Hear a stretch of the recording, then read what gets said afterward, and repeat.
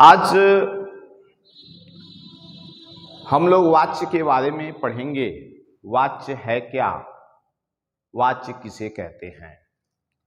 अंग्रेजी में वाच्य को वॉइस कहते हैं और हिंदी में वॉइस को हम वाच्य कहते हैं।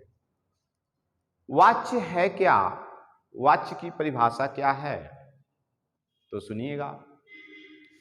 वाच्य क्रिया का ही एक रूप होता है। इसका अर्थ यह है,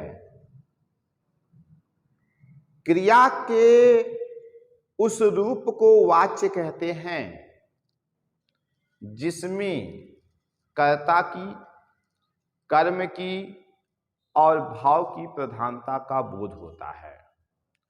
क्रिया के उस रूप को वाच्य कहते हैं या क्रिया के उस रूपांतर को वाच्य कहते हैं जिसमें कर्ता की, कर्म की और भाव की प्रधानता का बोध होता है।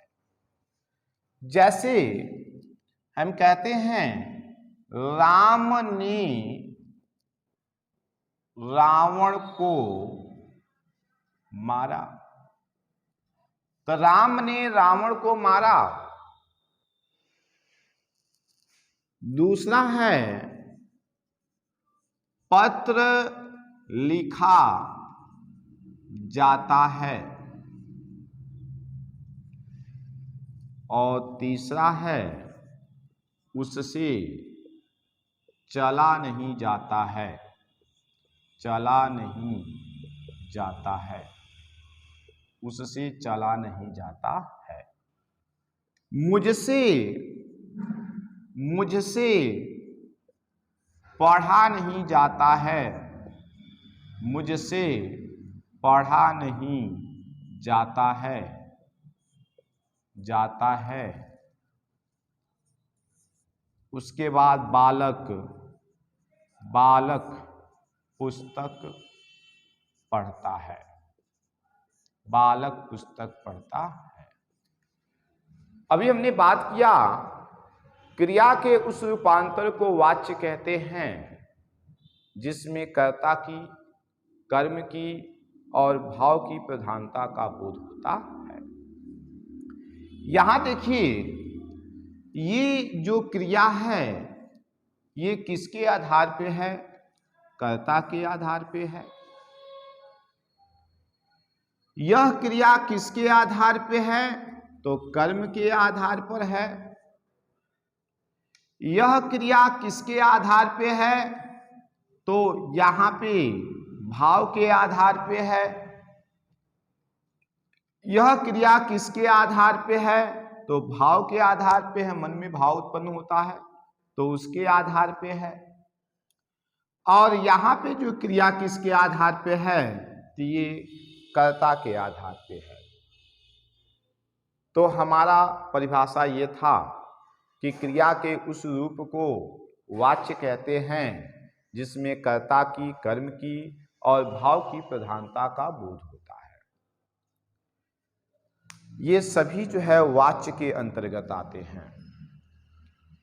आपने देखा कर्ता की प्रधानता, कर्म की प्रधानता, भाव की प्रधानता, तो इसलिए क्या है, वाच्य है। अब प्रश्न ये है कि वाच्य कितने प्रकार के होते हैं, तो वाच्य 3 प्रकार के होते हैं। पहला इसमें क्या है, फर्स्ट क्या है, तो सबसे पहले हम बात करते हैं कर्तृवाच्य। कर्तृवाच्य, ठीक। सेकंड क्या है आपका, कर्मवाच्य, कर्मवाच्य।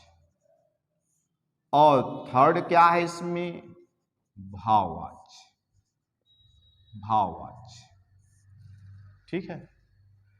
कर्तृवाच्य, कर्मवाच्य, भाववाच्य। इसकी पहचान क्या है, कर्ता प्रधान होता है। इसकी पहचान क्या है, कर्म प्रधान होता है। इसकी पहचान क्या है, भाव प्रधान होता है। इसका अर्थ यह है कि क्रिया कर्ता के आधार पर होती है, क्रिया कर्म के आधार पर होती है और क्रिया भाव के आधार पर होती है। अब जैसे देखिएगा, इसकी कर्तृवाच्य कैसे आप पहचानेंगे, इसका ट्रिक क्या है? तो देखिएगा इसका ट्रिक क्या है। इसका ट्रिक यह है कि सबसे पहले कर्ता इसमें होता है, कर्ता के बाद ने चिन्ह होता है। क्या होता है? ने चिन्ह होता है। और ने अगर चिन्ह नहीं होता है तो यहां पे जो कारक जो चिन्ह होते हैं वह अप्रत्यक्ष रूप से होते हैं। इसका अर्थ यह है कि उसमें कारक चिन्ह नहीं होता है, जिसको आप कह सकते हैं कि शून्य होता है। कारक चिन्ह नहीं होता है, शून्य होता है। ठीक है, तो कर्ता, उसके बाद कर्ता के बाद ने, और ने के बाद आप कह सकते हैं ने, ये आपका कारक चिन्ह है तो ये प्रत्यक्ष रूप से हो सकता है। और जब कारक चिन्ह नहीं होता है तो यहां पे क्या होता है? अप्रत्यक्ष रूप से होगा, अप्रत्यक्ष रूप से होता है। अब जैसे देखिएगा, रमेश पुस्तक पढ़ता है, रमेश पुस्तक पढ़ता है। सीता कपड़ा सिलती है, सीता कपड़ा सिलती है। मोहन ने रमेश को पीटा, रमेश को पीटा। तो आप देख रहे हैं यहां क्रिया क्या है? पढ़ना। यहां पे क्रिया क्या है? सिलना। यहां पे क्रिया क्या है? पीटना। यह क्रिया किसके आधार पे है? कर्ता के आधार पे है। तो जहां पे क्रिया कर्ता के आधार पे होती है वहां पे कर्तृवाच्य होता है। ये सभी क्या है? कर्तृवाच्य है। रमेश पुस्तक पढ़ता है, इसमें कौन सा वाच्य है? कर्तृवाच्य है। सीता कपड़ा सिलती है, कौन सा वाच्य है? कर्तृवाच्य है। मोहन ने रमेश को पीटा, कर्तृवाच्य है। यहां देखिए इसमें चिन्ह ने है और मैंने पहचान क्या बताया? कर्ता ने। प्रत्यक्ष रूप से जो है क्या होता है? कारक चिन्ह होते हैं। तो कारक चिन्ह क्या होता है? ने होता है। और अप्रत्यक्ष रूप से जो है कारक चिन्ह नहीं होते हैं। यहां पे कारक चिन्ह नहीं होते हैं। जब कारक चिन्ह नहीं होते हैं तो वहां पे क्या होता है? ये कर्तृवाच्य होता है। और दूसरी पहचान क्या है? दूसरी पहचान यह है कि क्रिया जो है ये कर्ता के आधार पर होता है। ये हो गया कर्तृवाच्य। ठीक है, अब हम बात करते हैं कर्मवाच्य क्या है? कर्मवाच्य किसे कहते हैं? क्या है इसकी परिभाषा? तो अभी हमने बताया कि क्रिया के उस रूप को या उस रूपांतर को कर्मवाच्य कहते हैं जहां पे कर्म की प्रधानता होती है, या ये कह सकते हैं क्रिया जो है कर्म के आधार पर होती है। क्रिया जो है कर्म के आधार पर होती है। अब देखिए इसका पहचान क्या होता है? कर्मवाच्य का पहचान क्या होता है? कर्ता के तुरंत बाद क्या होता है? या तो के द्वारा होता है, के द्वारा होता है, या को होता है। के द्वारा होता है या को होता है। ठीक है, लेकिन जो काम करने वाला होता है वह छिपा होता है। जैसे मोहन को पढ़ाया गया, पढ़ाया गया। बच्चों को मिठाइयां दी गई। पुस्तक पढ़ी जाती है, पुस्तक पढ़ी जाती है। ठीक है, पुस्तक पढ़ी जाती है। और ये भी कह सकते हैं बच्चों के द्वारा पुस्तक पढ़ी जाती है, पढ़ी जाती है। ठीक है, तो यहां पे मोहन को पढ़ाया गया, बच्चों को मिठाइयां दी गई, पुस्तक पढ़ी जाती है, बच्चों के द्वारा पुस्तक पढ़ी जाती है। यहां जो क्रिया है पढ़ाया गया किसके आधार पे है? मोहन के आधार पे है। मोहन क्या है? कर्म है। बच्चों को मिठाइयां दी गई, यहां दी गई किसके आधार पे है? बच्चों के आधार पे है। बच्चों क्या है? कर्म है। ये पढ़ी जाती है, पुस्तक पढ़ी जाती है, पुस्तक ये पढ़ी जाती है किसके आधार पे? पुस्तक के आधार पे। पुस्तक क्या है? कर्म है। यहां किसके द्वारा पढ़ी गई छिपा गया है, यहां पे प्रदर्शित नहीं है। ठीक, फिर भी ये क्या है? कर्मवाच्य है।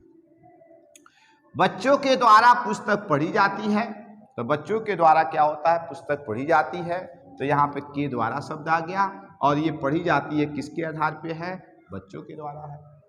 तो इसलिए जो है यानी बच्चों के द्वारा पुस्तक पढ़ी जाती है। तो यहाँ देखिएगा, यहाँ पढ़ी जाती जो है पुस्तक के आधार पे है, तो इसलिए यहाँ पे क्या है? कर्मवाच्य है। तो इसकी पहचान क्या होती है? कर्ता के द्वारा या को शब्द होता है। ठीक है, दूसरी चीज ये है कि यहां पे यहां देखिएगा कि यहां पे जो है मिठाइयां दी गई, तो मिठाइयां दी गई, तो यहां पे आपके दो दो कर्म हो गए, बच्चों को भी हो गए, मिठाइयां भी हो गई, तो इसलिए इसको क्या कहते हैं? कर्मवाच्य है।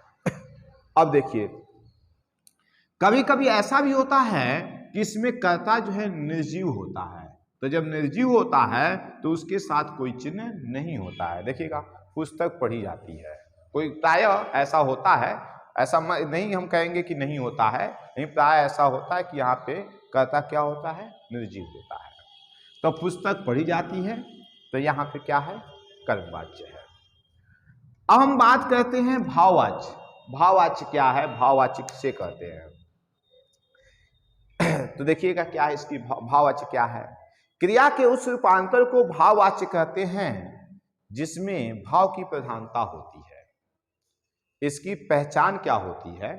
इसकी पहचान ये होती है कि यहां पे जो है क्रिया के आधार पे, यानी क्रिया की प्रधानता होती है। इसमें भाववाच्य में क्या होता है? क्रिया की प्रधानता होती है, और जहां पे क्रिया की प्रधानता होती है वहां पे क्या होता है? भाववाच्य होता है। जैसे में और दूसरी पहचान देखिएगा, ये जो कर्ता होता है, कर्ता के तुरंत बाद से आता है।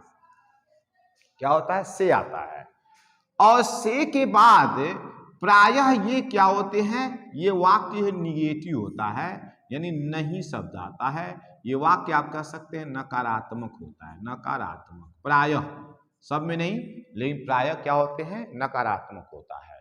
ठीक है, कर्ता फिर से, उसके बाद वाक्य क्या होते हैं? नकारात्मक होते हैं। दूसरी चीज ये देखिएगा, इसमें जो क्रिया सकर्मक भी होती है और अकर्मक भी हो सकती है।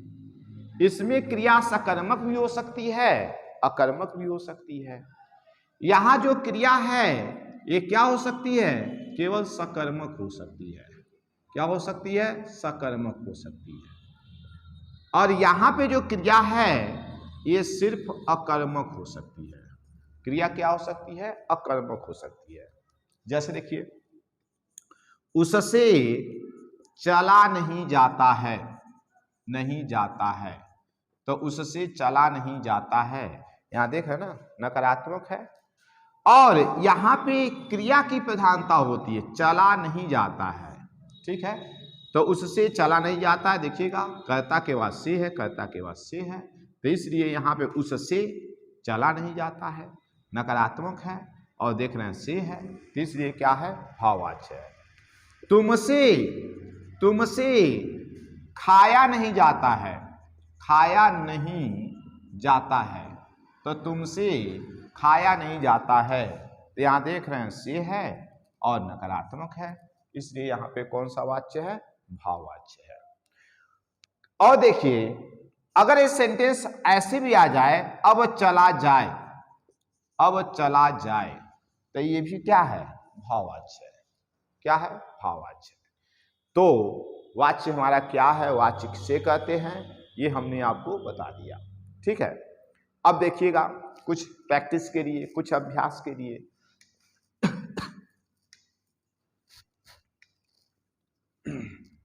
देखिएगा, हम कहते हैं राम फल खाता है, राम फल खाता है, सीता पत्र लिखती है, सीता पत्र लिखती है, मोहन के द्वारा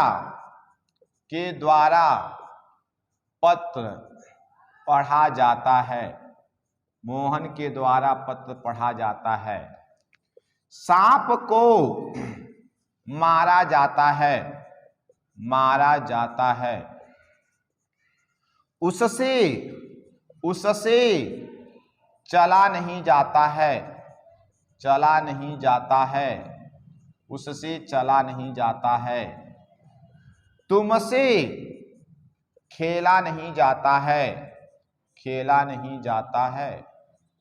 अब देखिए राम फल खाता है, यहां पे जो है क्रिया के जिस रूप से कर्ता की प्रधानता होती है उसे क्या कहते हैं? कर्तृवाच्य। ये क्रिया किसके आधार पे है? राम के आधार पे है, तो इसलिए वाक्य क्या है? कर्तृवाच्य। क्या है? कर्तृवाच्य। सीता पत्र लिखती है, तो यहाँ पे लिखती है किसके आधार पे? सीता के आधार पे, इसलिए भी क्या है? कर्तृवाच्य।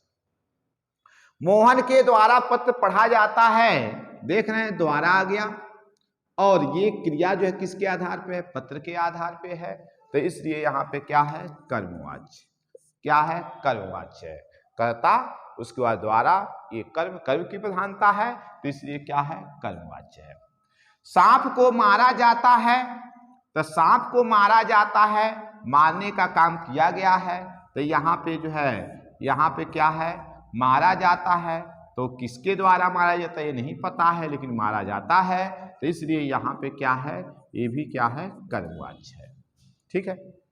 उससे चला नहीं जाता है, तो उससे चला नहीं जाता है, देख रहे हैं से आ गया, नकारात्मक आ गया, और इसमें भाव उत्पन्न हो रहा है, इसलिए यहाँ पे क्या है? भाववाच्य है। ठीक।